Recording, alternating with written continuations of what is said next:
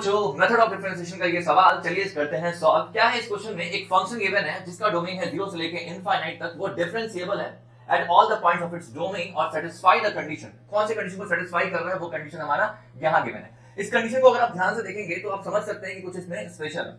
क्या है स्पेशल, चलिए समझते हैं। अगर हम इसको एलएचएस में ले जाएं तो ये हो जाएगा हमारा x square f dash of x is minus of, यहां मैं ऐसे लिखता हूं fx और इनटू 2 ऑफ x, ये किसके बराबर है, ये 3 के बराबर है।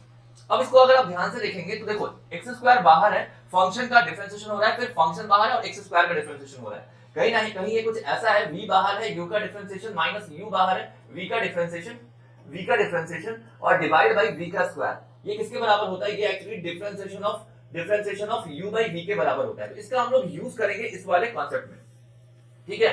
तो हम लोग आगे क्या लिख सकते हैं, यहाँ पे इसको कंप्लीट पैटर्न में लाने के लिए x के स्क्वायर से हम इसे डिवाइड करेंगे, x के स्क्वायर से क्या करेंगे, हम लोग इसे डिवाइड करेंगे। अब ये हमारा एक कंप्लीट फॉर्मेट बन चुका है।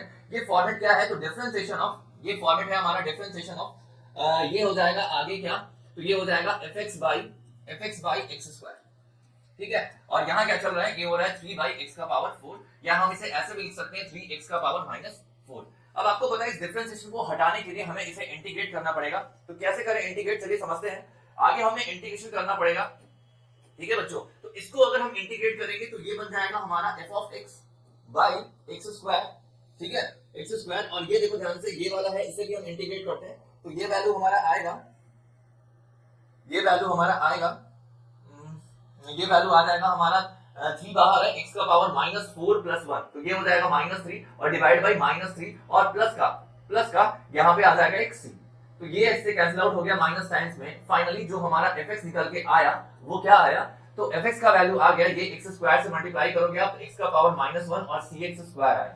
तो यही सबसे इंपॉर्टेंट है, इसके थ्रू आप सारे वैल्यूज को निकाल सकते हैं। तो पहला कंडीशन देखो गिवन है कि f ऑफ 1 का वैल्यू 4 है, तो हम अगर f ऑफ 1 का वैल्यू देखें तो यहाँ भी 1 आएगा, ये एक्चुअली माइनस था, तो यहाँ भी 1 आ जाएगा और ये भी 1 आ जाएगा। और इसका वैल्यू 4 गिवन है, इसका वैल्यू 4 गिवन है, ये वैल्यू हमारा माइनस ऑफ 1 हो जाएगा। तो यहाँ से चलो c का वैल्यू हमारा 5 आ जाएगा। अब आ जाते हैं सीधे, जो आपको फाइंड आउट करना है वो फाइंड आउट करना है 2 of f of 2 find out करना है। तो आपको क्लियरली दिख रहा होगा 2 ऑफ f ऑफ 2 का जो वैल्यू होगा वो होगा 2, और f ऑफ 2 यहाँ पे 2 रख देते हैं हम लोग। तो 2 रखेंगे तो ये माइनस 2 का पावर माइनस 1, मतलब ये माइनस 1/2 हो जाएगा, और ये हो जाएगा हमारा 2 का स्क्वायर 4 और c का वैल्यू है 5, तो 5 into 4।